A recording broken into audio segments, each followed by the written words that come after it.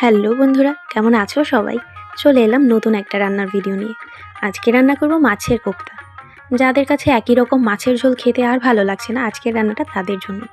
তো আমি এখানে যা যা লাগবে সব কিন্তু একেবারে গুছিয়ে নিয়ে চলে এসেছি। তো আজকে আমি কোপ্তার জন্য নিয়েছি পাঙাশ মাছ। তোমরা চাইলে যে কোনো কাটা কম দেখে বড় মাছ নিয়ে নিতে পারো, কোনো সমস্যা নেই। এরপরে চুলোটা জ্বালিয়ে নিয়ে দুটো আলু সিদ্ধ করতে দিয়ে দিলাম। তোমরা তোমাদের মাছের পরিমাণ অনুযায়ী আলুটা নিয়ে নিতে পারো। আমি এখানে যেরকম পরিমাণে মাছ নিয়েছি তার জন্য দুটো আলু সিদ্ধ বসিয়ে নিয়ে আসবো তেজপাতা আর একটা লেমন গ্রাস। এটা না দিলেও চলে, তোমরা মাছের মধ্যে গোটা আদা রসুন দিয়ে দিতে পারো, যে কোনো একটা কিছু দিলেই হয়।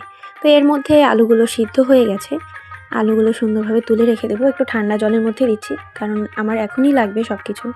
এখন ওই আলু সিদ্ধর জলের মধ্যেই লেমন গ্রাসটা দিয়ে দিলাম আর একটু জল দিয়ে দিয়েছি। তার মধ্যে নুন হলুদ দিয়ে সুন্দরভাবে জলটা যখন ভালোই গরম হয়ে আসবে তার মধ্যে দিয়ে দিলাম মাছগুলো।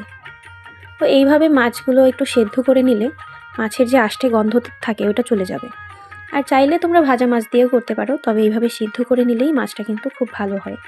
তো এরপরে দেখো লেমন গ্রাসগুলো সব ফেলে দিয়ে মাছের কাঁটা ছাড়িয়ে নেব। সুন্দরভাবে কাঁটা চামড়া সব কিছু ছাড়িয়ে নিয়ে একটু ভেঙে ভেঙে নিতে হবে।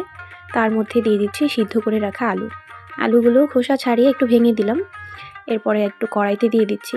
এভাবে কাঁচাটাও করা যায়, তবে আমি একটু ভেজে নিচ্ছি। হালকা একটু তেল দিয়ে দিলাম আর মাছ আলু একটু পেঁয়াজ কুচি আদা রসুন বাটা শুকনো লঙ্কা একটু হলুদ একটু নুন তো সব কিছু দিয়ে হালকা একটু ভেজে নিচ্ছি, একেবারে ভাজা ভাজা করা যাবে না।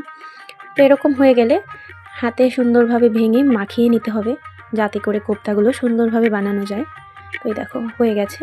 এরকম গোল গোল করে এখন বানিয়ে নিয়ে কড়াইতে তেল গরম করে কোপ্তাগুলো এক এক করে ভেজে তুলতে হবে। এটার মধ্যে তোমরা চাইলে হালকা একটু বেসন বা ময়দা দিতে পারো, তবে আমি কিছুই দিইনি। আর ওগুলো দিলে আরেকটু শক্ত হয়।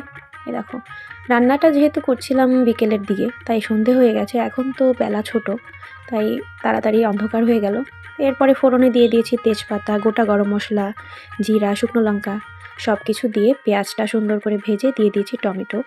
এরপরে দিয়ে দিলাম আদা রসুন বাটা শুকনো লঙ্কা নুন হলুদ। সব মশলা দেওয়া হয়ে গেলে একসাথে সুন্দরভাবে ভাজা ভাজা করে নেব। এরপরে দিয়ে দেবো একটুখানি জল মশলাটা সুন্দর করে কষানোর জন্য। তারপরে দিয়ে দিলাম একটুখানি চিনি। এই রান্নায় মশলা যত ভালো কষানো হবে ততই কিন্তু ভালো লাগবে খেতে। তারপরে দেখো দিয়ে দিলাম ঝোলের জন্য জলটা দিয়েছি যেমন ঝোল খেতে পছন্দ করো ওইভাবেই তোমরা দিবে। তো দেখো ঝোলটা ফুটে এলে ভেজে রাখা কোপ্তাগুলো দিয়ে দিয়েছি। এখন একটু ভেজে রাখা জিরা গুঁড়ো করে উপর দিয়ে দেবো। রান্না কিন্তু শেষ। তোমাদের সবার কাছে কেমন লাগলো অবশ্যই কমেন্টস করে জানাবে। ভিডিওটা ভালো লাগলে অবশ্যই শেয়ার করে দেবে। ধন্যবাদ সবাইকে, ভালো থাকো। আবার চলে আসবো নতুন কোনো রান্নার ভিডিও নিয়ে।